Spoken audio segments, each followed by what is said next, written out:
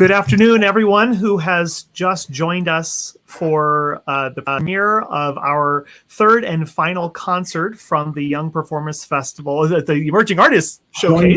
We've got more than one of those things happening for this 2021. And thank you for everyone who's joined. And thank you to Alice Chuaqui Baldwin, Anna O'Connell, and Addi Liu for being here today. My name is David Wood. I'm the Programs Director for Early Music America, and we're really happy to be able to bring this quick little post-concert chat to you following that wonderful premiere, which, of course, anyone now can go back and watch as much as you would like and go over and over and over it and enjoy it so much. So everybody, thank you so much for being here today.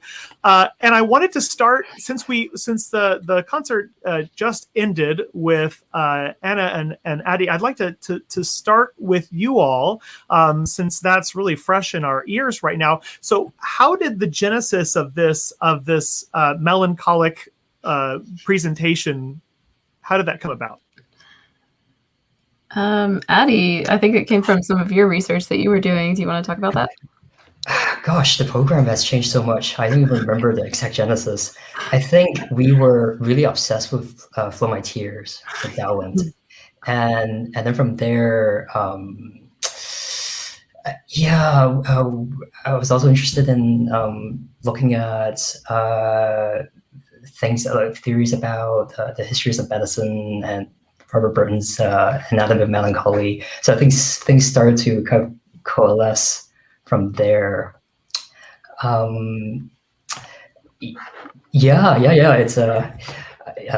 it's been a kind of challenging melancholic year for sure. That wasn't really on our mind, but I think it's really from Baldwin. That was the genesis.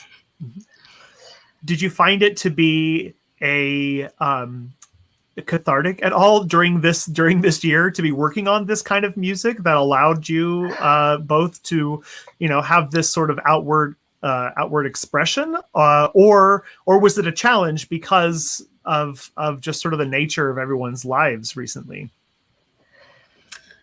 I would say it's a mix of both. For me, at least, singing Dowland and working on some pieces for Dowland and learning how to play the lute parts on the harp. It is kind of cathartic to just kind of play with it and play with the idea of accompanying myself or accompanying Addi and just really exploring that landscape of music. And our name, Time Stands Still, is also a Dowland song. And I think for me, at least, the Marula is something that it's like this kind of anxious headspace that I've been occupying for a long time. And it's good to put it on paper, so to speak, and maybe move on to a sunnier summertime. It's been accompanying me since I first started playing the triple harp just over a year and a half ago, I guess, at this point. So I think it's good to feel those feelings and then feel other feelings too. Yeah, that's right. Well, and Alice, turning to your program, so Della Chaya, this is it has been an anniversary year, 350th birth anniversary. So obviously there's a connection there, but what are the ways that you were introduced to? I mean, we talked about Bartók and how he did it, but how did you come to it? How did you decide that that's kind of where you wanted to focus? I had a feeling you would ask me this question because no one knows about this composer. I was trying to remember actually when I found De La Chaya's music, which was originally about 10 years ago, around there, I think it's been a while, I just fell in love with it because I really love crazy Italian music. Like I like stuff from the century earlier with Frescobaldi and all that wonderful keyboard stuff. But De La Chaya really caught my attention. But how I think I originally discovered him was through working on my doctoral dissertation, actually, because what my dissertation turned into is a catalog of all the historical English keyboard music, like all English harpsichord music. But originally it had started out as all harpsichord music from the historical period. And so when I was researching Italy and going through all the Italian composers I could find, I came across him and was just kind of really caught and surprised by his music, especially because I'd never heard of him before, as most people haven't, and I just really liked it. So. Oh, wonderful. We actually have a question from someone who's joining us here, Alan Chu. He wants to know, Anna and Addi, how do you go about choosing your repertoire? Hi, Alan. Thanks for your question. I think we pick our music based on just what we're working on at the moment, and then playing with each other, playing to see what things strike our fancy. I don't know, Addi, do you have a better way of looking at it? Yeah, I mean, harp and violin and voice, it's not the most common combo. I think for the Dowland, it came from a lecture recital I was doing this semester on doing diminutions, so investigating this kind of move for diminution. So this is something that I hope we can explore more.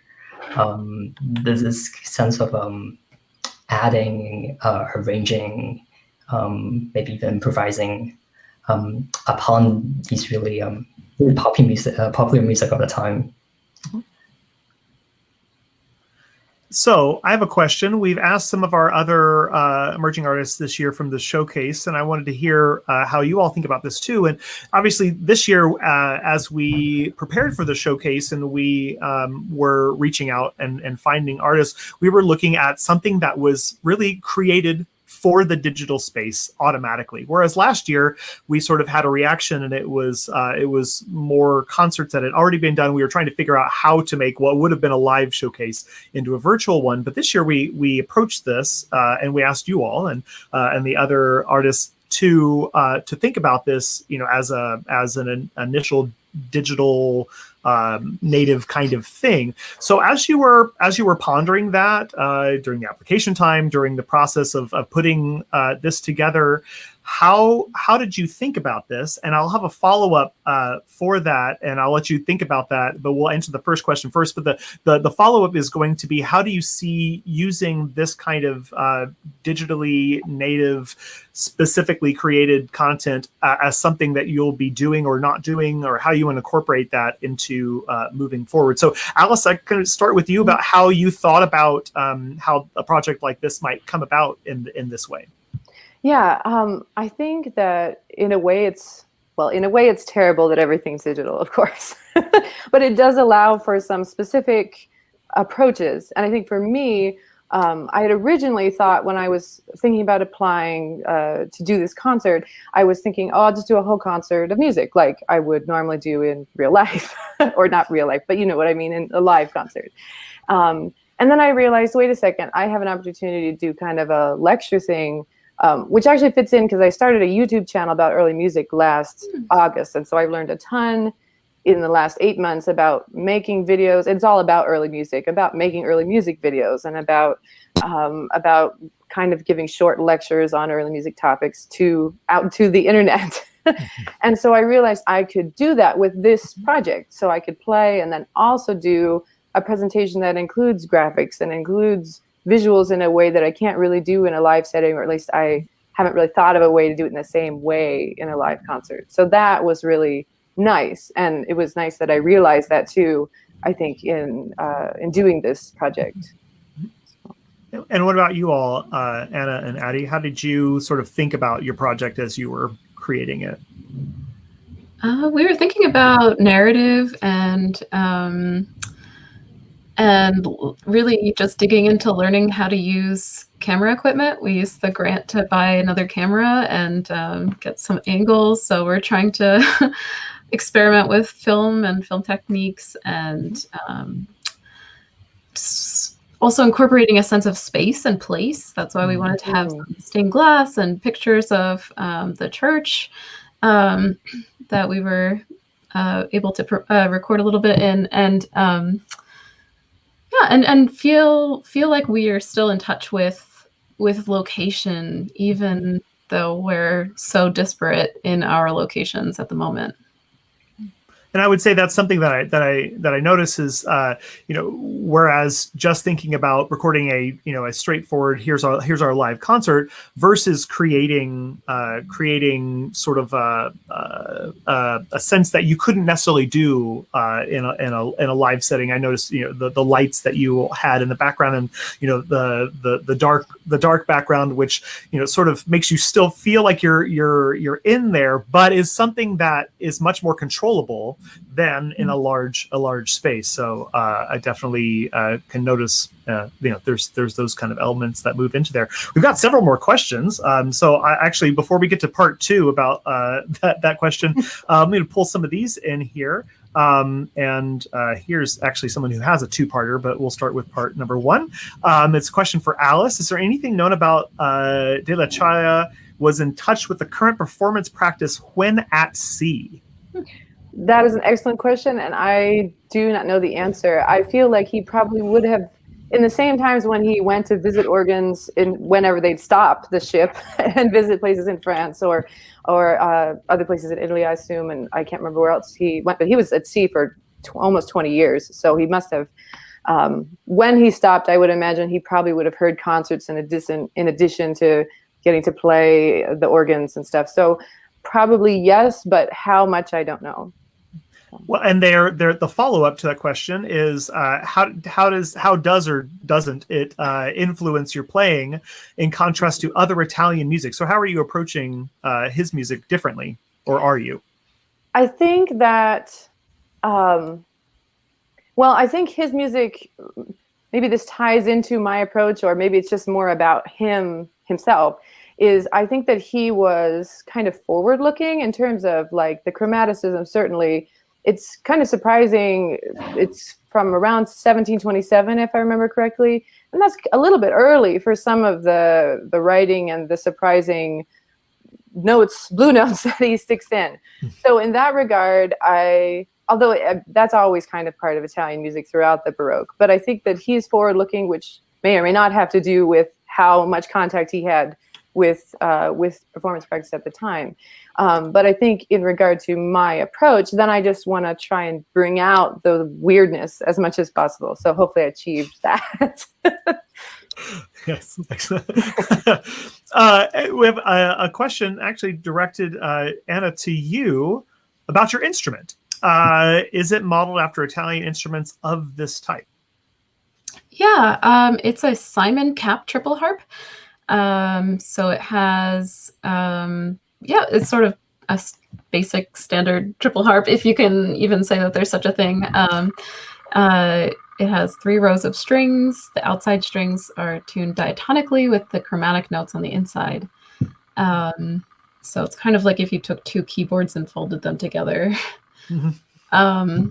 And then I think the cap harp that I'm renting, I'm pretty sure that it's based on some iconography or written sources that we have that Cap would have looked at to create this instrument. I can't name a specific piece of artwork, but there are 2 famous harps that exist in artwork, and one of which also exists as a harp still. So it's pretty cool to see how luthiers are looking at iconography and artwork and extant instruments to come up with playable instruments. Obviously, there's a lot of tension on the soundboard with 100 strings or 95 strings or whatever. So they don't often survive the test of time like maybe a violin could, because there's a little bit less tension there. So if you want to look at pictures, there's the Zampiri harp and also the Barberini harp. Those are, I'll just throw those names out there, and I can type them somewhere in the chat. So back to part 2 of the other question. So how do you all see this kind of project, or some sort of fusion of this kind of project in your other work as you move forward? And Addi, I don't know, what are your thoughts about that? I think this is accelerating the whole process, and I would say me and many of my friends at Case Western Reserve were in our lecture recital projects, we all move onto this kind of pre-recorded platform, and it allowed us to. You lose a lot of stuff not being able to do it live, but on the other hand, you gain. You're able to juxtapose your lecture with performances, and that's something that I think very few of us would kind of have the stamina to focus on the talking and then switch to playing and then back to talking, etc. So that's one thing that I wonder if we can have some kind of hybrid model moving forward, and also you reach so many other more audiences. So that's something I think on everyone's mind. About you, Alice? Yeah, I agree, especially with reaching more audience. I think that it's nice that, I miss live performance because I miss the feeling of performing live and the connection that doesn't really exist through this medium. But I do like that I can play a concert and have people listen to me all over the world in all different time zones, and then we can interact in this sort of a format and talk about it. You can also talk during your concert, which is a new format as questions come up.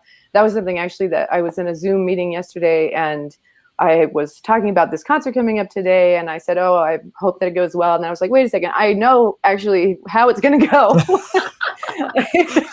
I just hope that it's received well. So that's an interesting thing.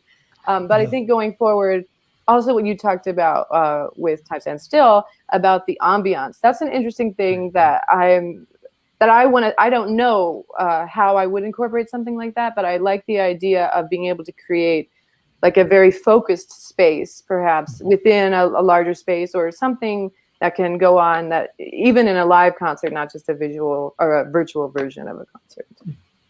And I've heard from artists, and some of our artists here, but others as we've been talking to them in EMA, that actually having gone through a lot of the process of doing pre-recorded things is as frustrating as it can be, because you feel that you want to fix mistakes and go back and redo it, and so we all take way longer than we think you're going to do, unless you set out to do a one take sort of situation. But I've heard from artists who say, I feel like I'm a much more technical player than I used to be now, because I have nitpicked myself, and I've watched and I've seen what I do, and I've gone back so many times. Is that an experience any of you have, or do any of you prefer to do something in more of like a single take sort of situation?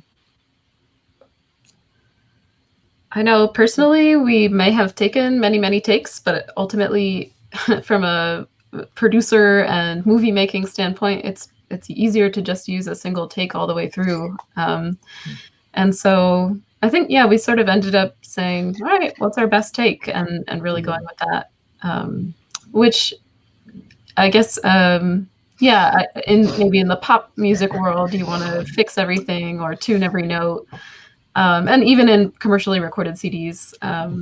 But there's a kind of performance aspect of, okay, let's sit down and really just do a good take, and sort of be okay with the mishaps here and there, because they happen in live concerts too, and we hope that people are forgiving of those little spots. But that's my take, at least. So yeah, that's exactly how I felt about it. I felt like I always have a love-hate relationship with recording. I think many, if not most, musicians do, because I always feel at least like, it's recording, I have as many takes as I want, it must be perfect. And of course it's never perfect. But I think in approaching this concert too, I ended up picking takes where I felt musically happy with what happened, sometimes even if there were more biffs than in a take that was technically perfect. So I think that this helped me to think about what I want to present in a virtual concert in this sort of a setting, which might change over time. But for this, I chose musicality was my focus. So, Addi, anything else? It's a painful process for sure, but we also learned a lot. We certainly set out. We thought we have enough time to kind of dice and slice things together, but in the end, we just took the best take and from beginning to end. So that's what happened for this project. And I suppose that going forward, having it be a component along with live performing and workshops and things will make it feel different than living through a period where for many of us the only way of doing it was through recording and sort of asynchronous performing with each other. So I suppose we'll see that as that develops. Well, I want to thank you all once again for a beautiful presentation today. Thank you so much for joining us. Alice Chuaqui Baldwin, Anna O'Connell, and Addi Liu, also known as Time Stands Still. Thank you so much. And once again, the videos will live on and will also be part of the Fringe Festival at the Boston Early Music Festival. So anyone who is paying attention to that will be able to watch these through the Boston Early Music Festival's Fringe Festival as well. So thank you all for being here today, and we're looking forward to hearing more from you in the future. Thank you so much for having Thank us. you. Yeah. Bye.